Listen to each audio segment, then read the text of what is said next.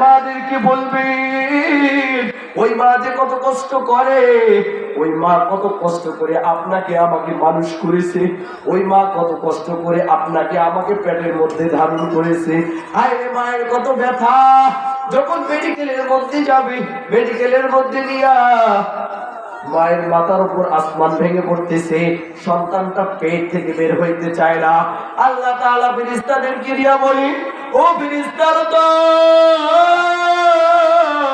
তাড়াতাড়ি যাও, ওই সন্তানটাকে পেট থেকে লাথি মেরে বের করে দাও, আমার বান্দির কষ্ট হচ্ছে, ওই সন্তানটাকে বের করে দাও। সন্তান বলে, না আমি এই জগৎ থেকে বের হব না, এখানে খাওয়ারও লাগে না, একা একাই পেট ভরে যায়, এখানে প্রস্রাব পায়খানা বাথরুম লাগে না, কত সুন্দর একটা জায়গা, আমি এখানেই থাকবো। সন্তানটাকে যখন ঘাড় ধাক্কা দেওয়া হয়, ওই সন্তান রেগে মায়ের কলিজার মধ্যে আঘাত করে লাথি মেরে বের হয়ে যায়। কত আল্লাহর বান্দি ওই সময় সিনসিয়ার হয়ে যায়, কত আল্লাহর বান্দি ওই সময় দুনিয়ার মধ্যে থেকে বিদায় হয়ে যায়।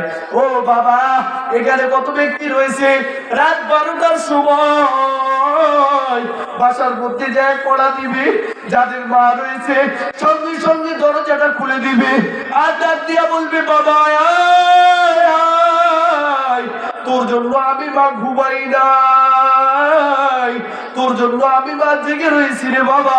ওই সন্তান যখন ডাক দিয়ে বলবে, মা তুমি কি খাও নাই, মা বলবে, বাবা তুই নাই ঘরে, আমি কিভাবে খাই, তুই বয়ানের মধ্যে আমি কিভাবে খাই, তুই বয়ানের মধ্যে গেছো আমি কিভাবে খাই।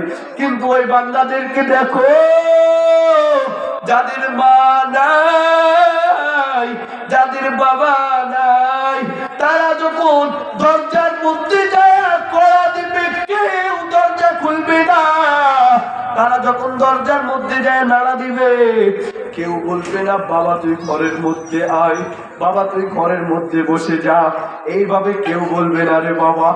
মা বাবা না থাকার যে কি কষ্ট, যার মা বাবা হারিয়েছে সে শুধু বোঝে। কথা ঠিক নেই?